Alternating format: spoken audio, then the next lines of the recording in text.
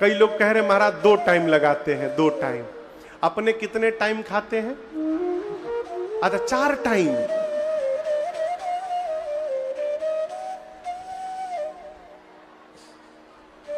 देखिए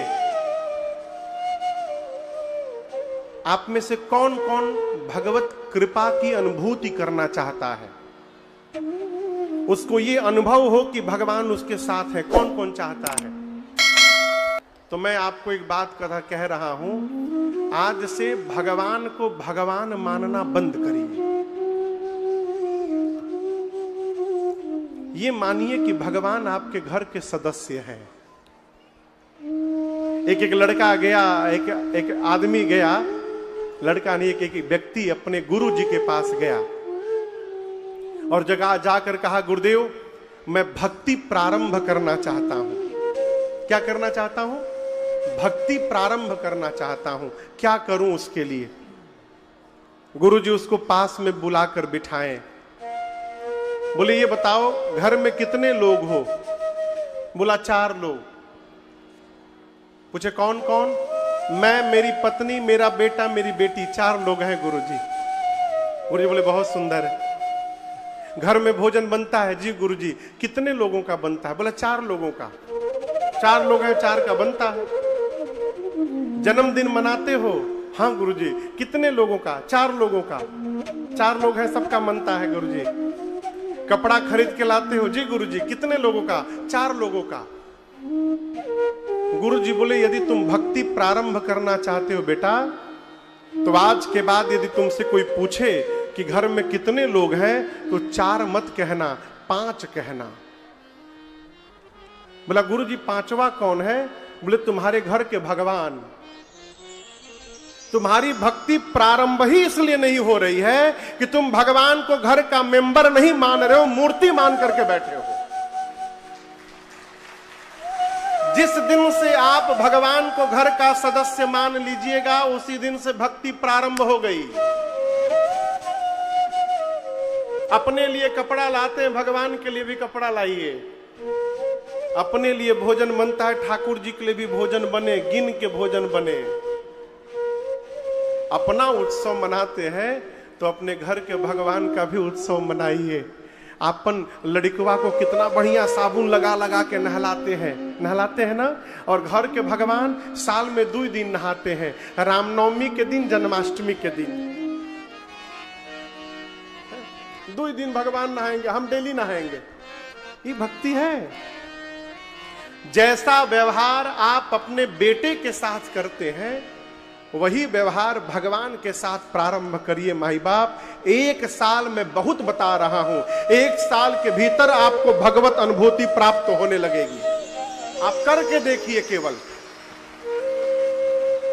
भगवान नहीं कहते कि हमको मालपुआ खिलाओ। भगवान तो ये कहते तुम घरवा में जो प्रेम से बनाते हो वही खिला दो। वो कहां मालपुआ खाने के लिए बेचैन है? शबरी कौन मालपुआ खिलाई थी? हो क्या थी? कहा भगवान कृष्ण को एक साथ 2 जगह से निमंत्रण मिला था, एक साथ एक ही बेला में। किसके किसके घर से पता है? दुर्योधन के घर से और विदुर काका के घर से। आज का आदमी रहता तो बड़े आदमी के घर जाता। दुर्योधन पूरा मेवा, मलाई, मालपुआ, 56 भोग बना के बैठा है। भगवान कृष्ण बोले मैं तुम्हारे घर नहीं जाऊंगा, मैं विदुर काका के घर जाऊंगा। वहां जब भगवान गए ना, विदुर जी को विश्वास नहीं था कि भगवान आ जाएंगे। देखे तो विदुर जी तो भाव में रोने लगे, और साथ में विदुरानी जी भी। भगवान कृष्ण बैठे भोजन करने। अब विदुरानी मैया इतनी भाव में आ गई थी कि केला खिलाते समय केला छील के और उसका गुदा फेंकती गई और छिलका भगवान को खिलाती गई। और भगवान कृष्ण उतने ही प्रेम से केला का छिलका खाते गए। वो तो केला का छिलका भी खाने को तैयार है। खिला कौन रहा है? हो हम लोग भोग का लगाते हैं का मिश्री यानी तो लाची दाना। अपने खाएंगे बढ़िया बढ़िया मलपुआ, भगवान खाएंगे चींटी चींटा वाला मदलचीदाना, और कहेंगे कृपा नहीं हो रही है महाराज, ये जन्म में तो होने से रही। अब घर में भोजन बनता है, बढ़िया थाली साफ करके 4 रोटी आप खाते हैं तो 4 रोटी आप भी घी लगाकर चपेट कर बढ़िया सजाइए, दाल रखिए, एक गीली सब्जी, एक सूखी सब्जी, ऊपर थोड़ा धनिया पत्ता भी छिड़क दीजिए, अचारों रख दीजिए। भगवान का मन किया बीच में चाटने का तो थोड़ा बगल में राम रस रख दीजिए, नमक, मन करेगा तो कहीं मिला लेंगे। पापड़ है तो पापड़ों एक ठो भून दीजिए, मिर्चा थोड़ा तवा पर सेक कर वो भी रख दीजिए, मन करेगा भगवान बीच में खाएंगे उसको।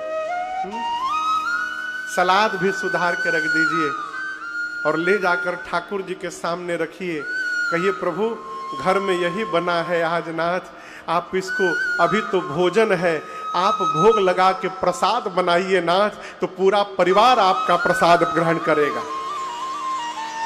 ये व्यवहार है। कई लोग प्रश्न करते महाराज हम तो लहसुन प्याज खाते हैं, अब क्या करेंगे? हम तो लहसुन प्याज खाते हैं महाराज। कोई बात नहीं, खूब खाओ, हम जानते नहीं हमरा बोलला से क्यों छोड़ी उड़ी ना।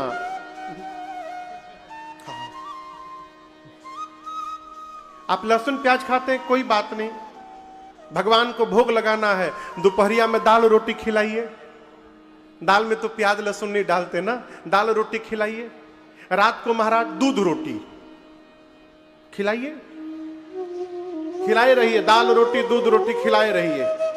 जिस दिन आपके घर के भगवान का मन दाल रोटी और दूध रोटी खाते खाते भरी जाएगा, और जिस दिन भगवान को पनीर की सब्जी खाने का मन होगा, भगवान ही आपकी मति पलट देंगे और आपके घर से लहसुन प्याज बंद हो जाएगा। आप शुरू करिए, बस बहाना ना ढूंढिए कि हम लहसुन प्याज खाते हैं, भगवान कैसे भोग लगाएं। प्रारंभ करिए। दुनिया का सबसे कठिन काम है प्रारंभ करना। एक बार प्रारंभ हो गया हो तो अपने लक्ष्य तक भगवान ही लेकर के उसको पहुंचाएंगे। आप प्रारंभ करिए बस।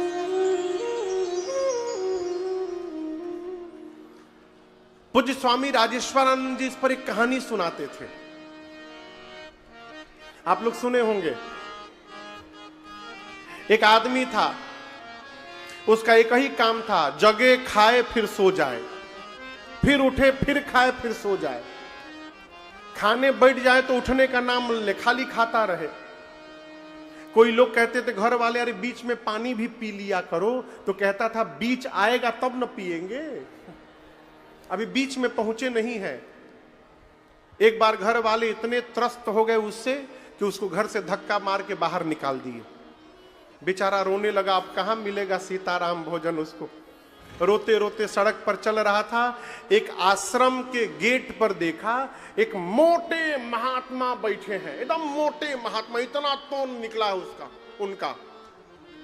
तो उसको महात्मा नहीं दिखाई पड़े, उसको महात्मा का साइज दिखाई पड़ा।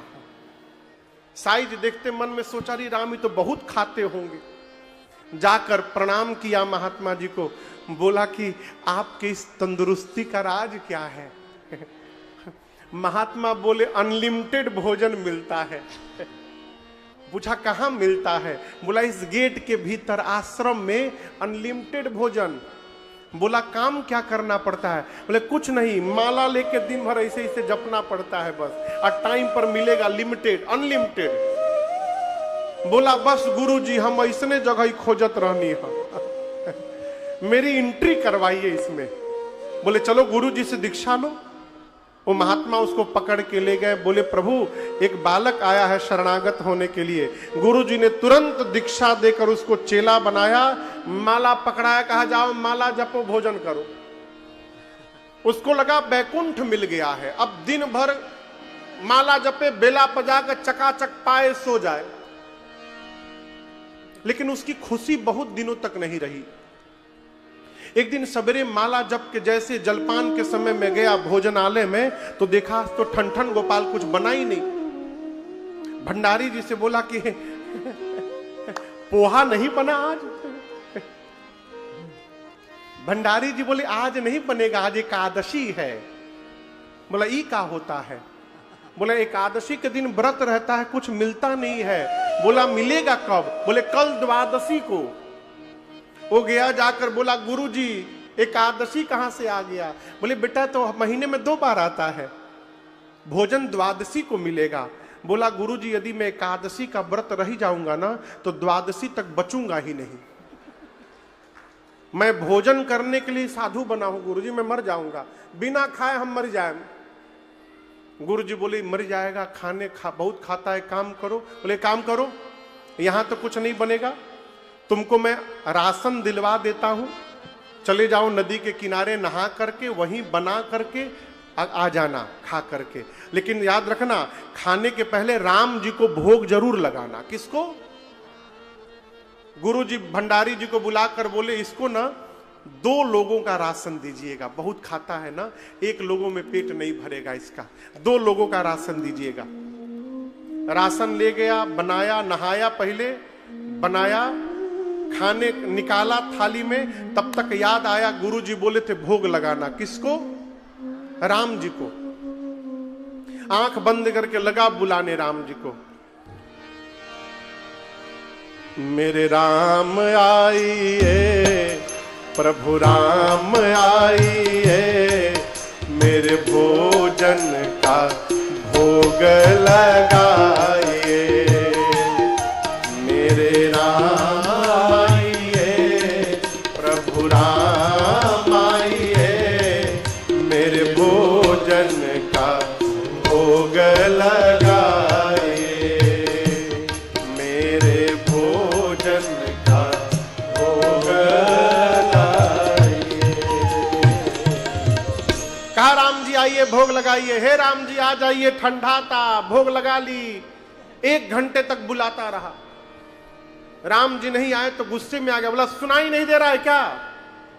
आप इस भरोसे में हो कि आश्रम में मिलेगा तो वहां ठन गोपाल है, वहां से खुद मैं भाग के यहां बनाया हूं। आखिरी बार बोल रहा हूं आना है कि नहीं तो मैं शुरू हो जाऊंगा। जैसे ये बोला आखिरी बार बोल रहा हूं, उसके सामने राम जी प्रकट हो गए।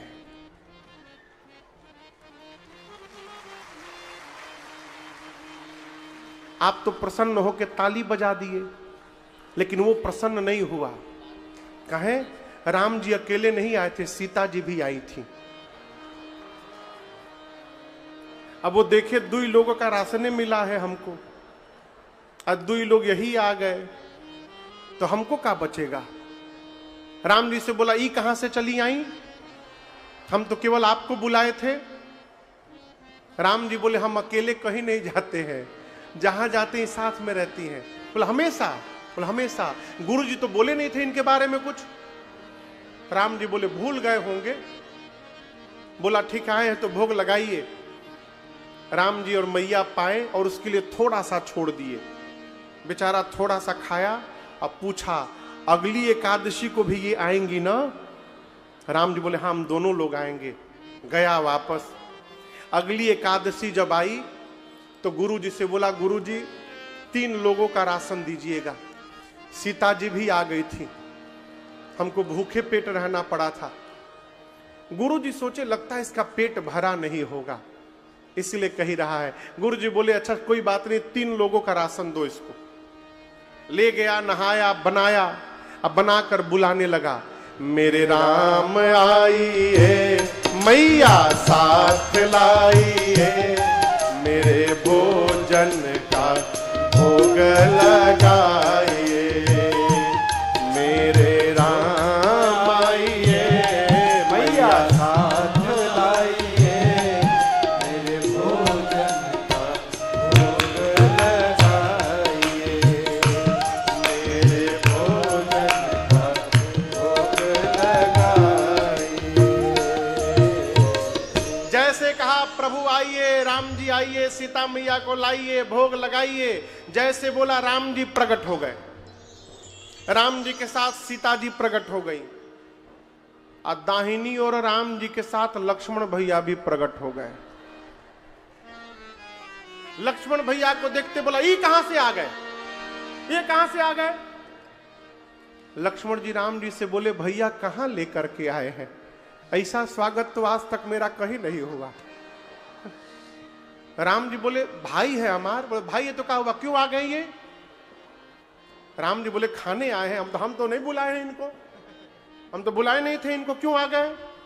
राम जी बोले हमेशा मेरे साथ रहते हैं, पिछली बार तो नहीं थे। राम जी बोले छूट गए थे। पूछा इहो खाई हैं?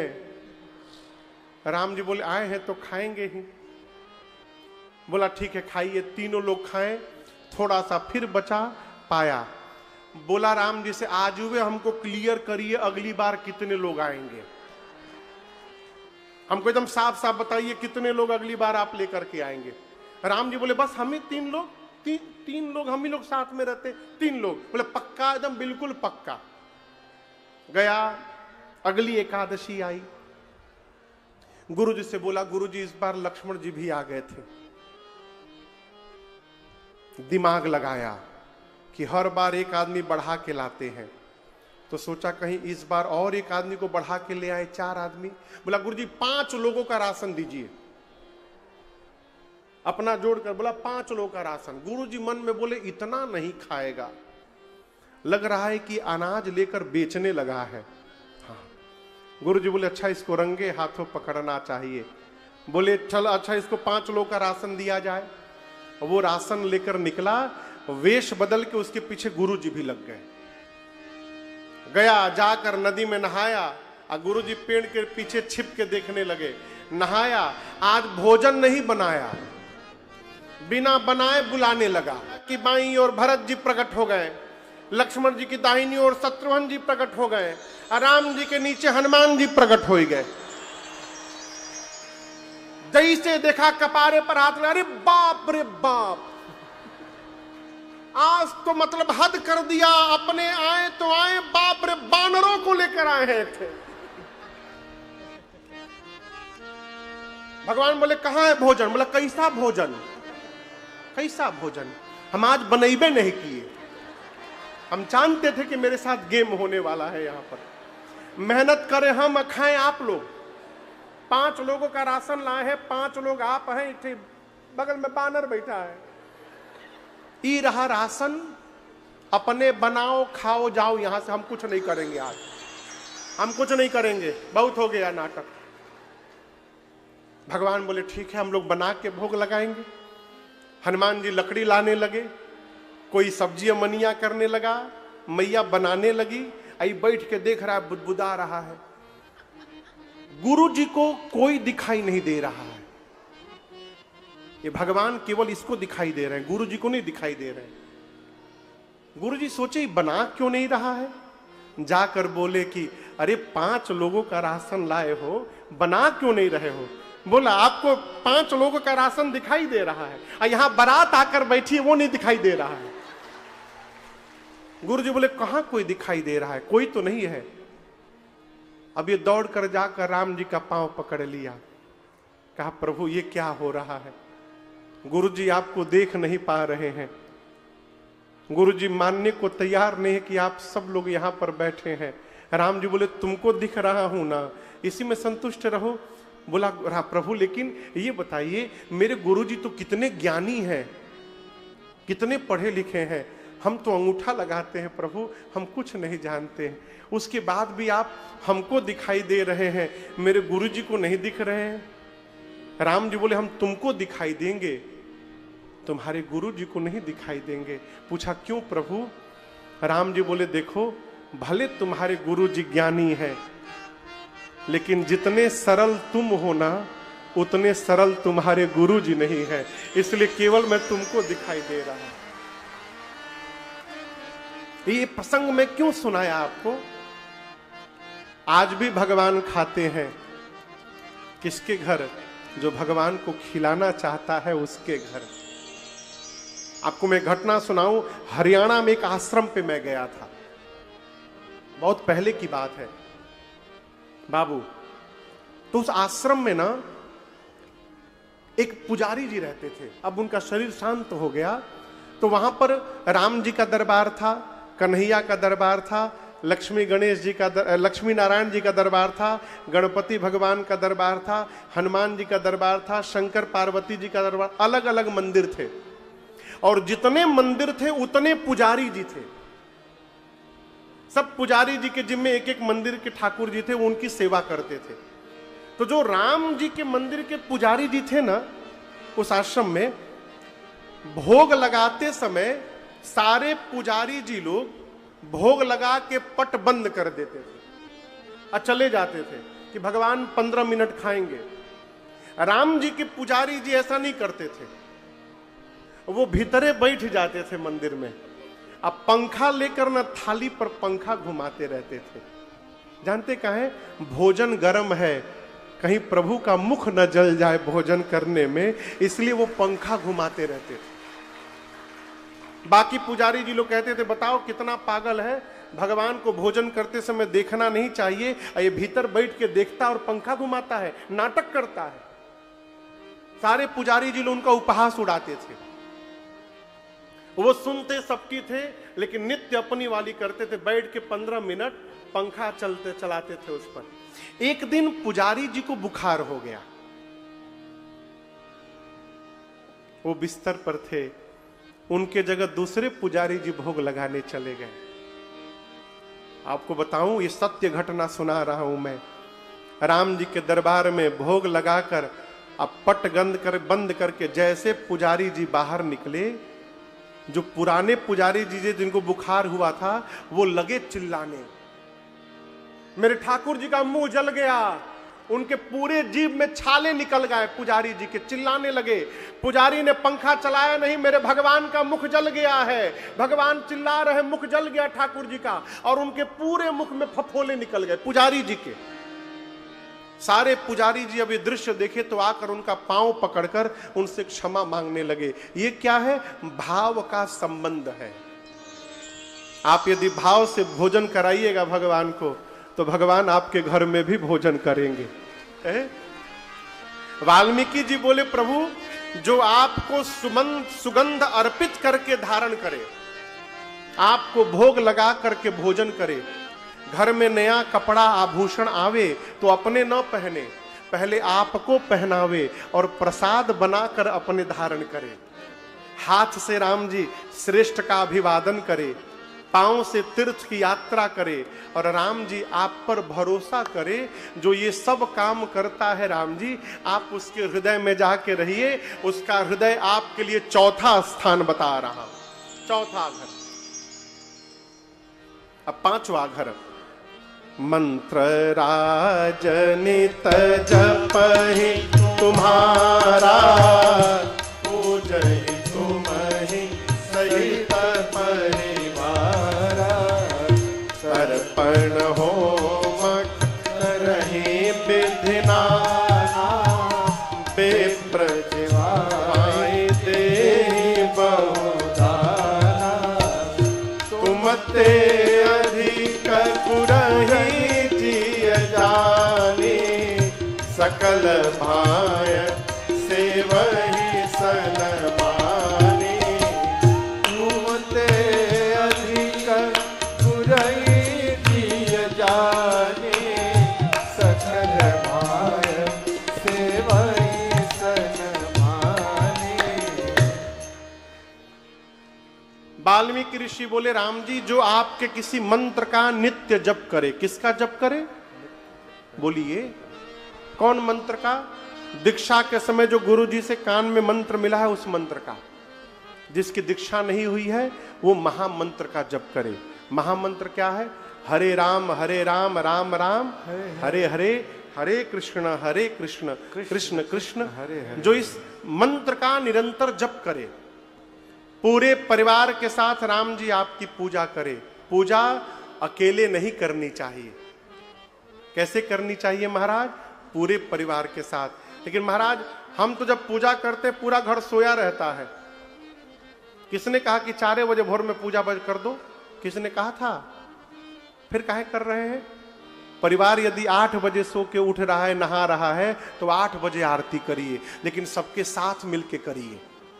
क्योंकि आज यदि बचपन से आदत नहीं लगाएंगे तो आपके जाने के बाद आपके घर में भगवान की पूजा बंद हो जाएगी। पूरे परिवार के साथ राम जी आपकी पूजा करे, तर्पण होम करे, ब्राह्मण को भोजन करावे तो भोजन कराकर अनेक प्रकार से दान देकर संतुष्ट करे। ये बतिया बुझाता। ब्राह्मण देवता को भोजन करावे तो भोजन के बाद दान दक्षिणा देकर संतुष्ट करे। दूसरी बात, ब्राह्मण देवता को भी सीमा बनानी चाहिए कि कितना मिल जाए तो संतुष्ट हो जाना है। इना की यजमान देते देते दुबरा गया, हम संतुष्ट नहीं हो पा रहे। आनंद जानते क्या है? देने वाले को लगे कि कुछ नहीं दिया हूं और लेने वाले को लगे कि बहुत कुछ प्राप्त हो गया है, वही आनंद है। और राम जी आपसे अधिक सम्मान अपने गुरु जी का करें और ये सब करने के बाद जो एक ही फल मांगे, राम चरण रति हो, जो यही मांगे कि आपके चरणों में प्रीति हो जाए। राम जी आप उसके हृदय में अकेले नहीं, लक्ष्मण जी सीता जी के साथ रहिए, आपके लिए 5वां घर है। और हम आपसे बतावें 14 घर में से ये 5 स्थान ही हमारे आपके बस में है। इसके बाद के जो 9 स्थान है ना, वो अपने बस की बात नहीं है। काम न हो, क्रोध न हो, किसको क्रोध नहीं है हो, लोभ न हो, राग न हो, कौन बचा है इससे? जननी समझान ही पर नारी, धन पराव विसते विष भारी, गुण तुम्हार समझई निज दोषा, जही सब भांति तुम्हार भरोसा। ये सब भगवत कृपा से संभव है। अस्तु 5 जो आपको स्थान बताया, 5 में से किसी एक घर को सुदृढ़ कर लीजिए, जीवन का आनंद हो जाएगा। 14 स्थान बताने के बाद राम जी से कहा वाल्मीकि जी ने, राम जी आप जाकर चित्रकूट गिरि करहु निवासो, चित्रकूट गिरि करहु निवासो, तहाँ तुम्हार सब भांति सुभासो, तहाँ तुम्हार सब भांति सुभासो, शैल सुहावन कानन चारो, शैल सुहावन कानन चारो, करके हरि मृग विहग बिहारो, करके हरि मृग विहग बिहारो, रामे वो राम मन देवन जाना, रामे वो राम मन देवन जाना, चले सहित सुर हपति प्रधाना,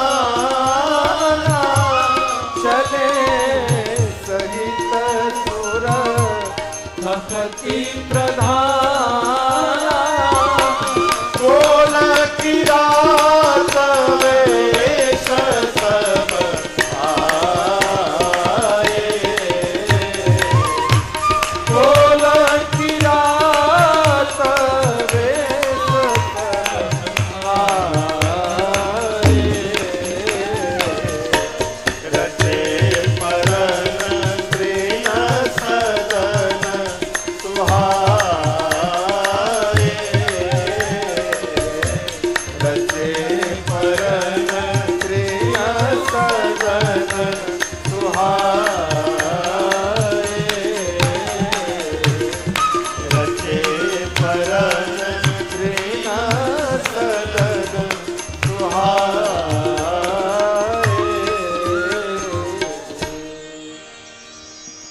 वाल्मीकि ऋषि ने कहा, राम जी आप जाकर चित्रकूट में वास करिए। कहां वास करिए? चित्रकूट में। अत्रि आदि मुनि वहां रहते हैं।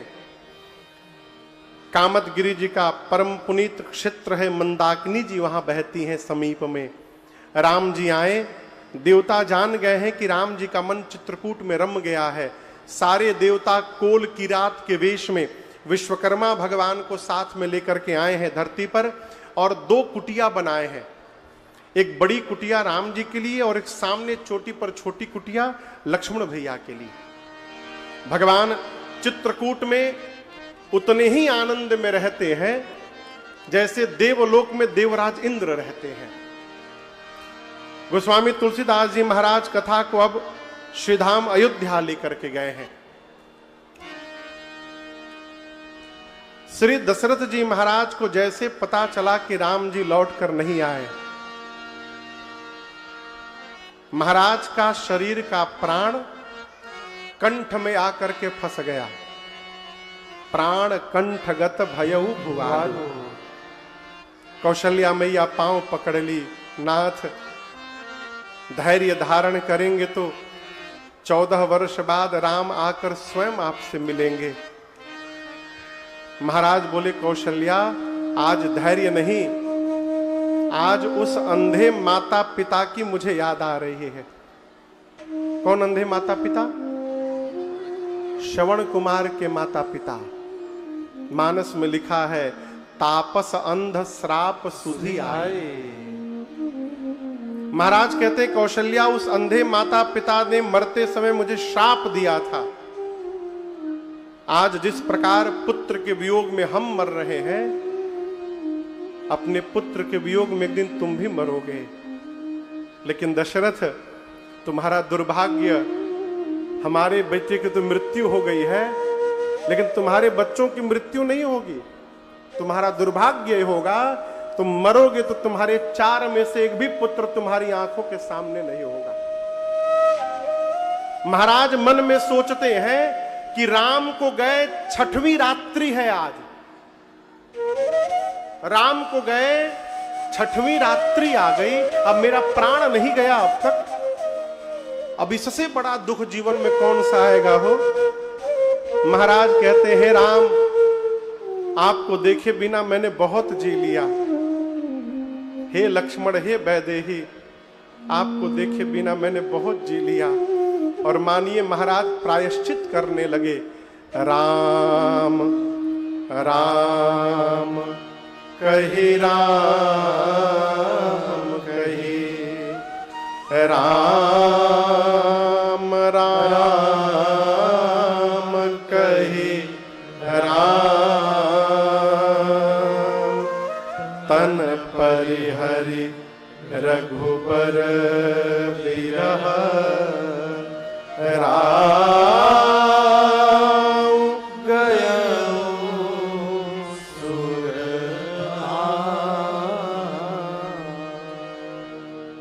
महाराज 6 बार राम राम बोले। राम जी को गए 6 दिन हो गए थे, प्राण नहीं निकला था। मानिए एक एक दिन के लिए एक एक बार राम बोले। राम राम राम राम राम राम 6 बार राम कह के, और तुरंत श्री दशरथ जी महाराज ने अपने प्राण का त्याग कर दिया। माताएं विलाप करने लगी। गुरुदेव भगवान आए, ज्ञान उपदेश दिए। यहां गोस्वामी जी कहते हैं कि श्री दशरथ जी ने अपने जीने का और मरने का दोनों का फल पाया। चौपाई दर्शन करिए। बाबा कहते हैं, जियना मराना फल दशरथ पावा। जियना मराना फल दशरथ पावा। अंडा अनेका अमल जस छावा। अंडा अनेका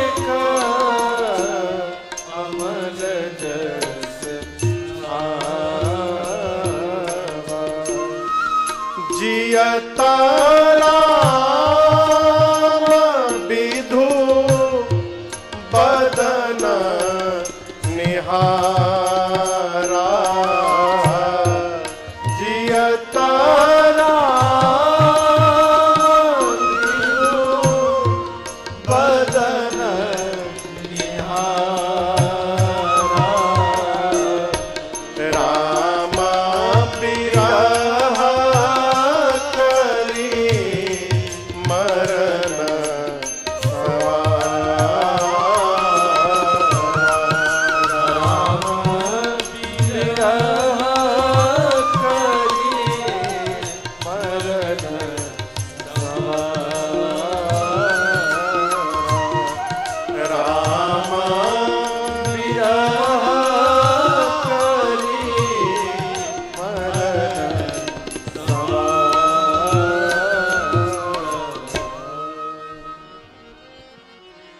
गोस्वामी जी कहते हैं कि चक्रवर्ती जी ने जीने और मरने का दोनों का फल पाया। कैसे महाराज? जब तक जीवित रहे राम जी को देखते देखते जीवित रहे, और जब जगत से गए तो राम जी को याद करते करते चले गए। यही मनुष्य के जीने का और मरने का सर्वश्रेष्ठ फल है। कई लोग कहते हैं महाराज इसमें क्या, मरते समय राम बोल देंगे? पता है कब मरना है? एक आदमी गया अपने गुरु जी के पास, कहा गुरुदेव पत्नी से बहुत परेशान हूं मैं, जब देखती है कहती है भजन करो, मैं दिखाई नहीं पड़ता हूं।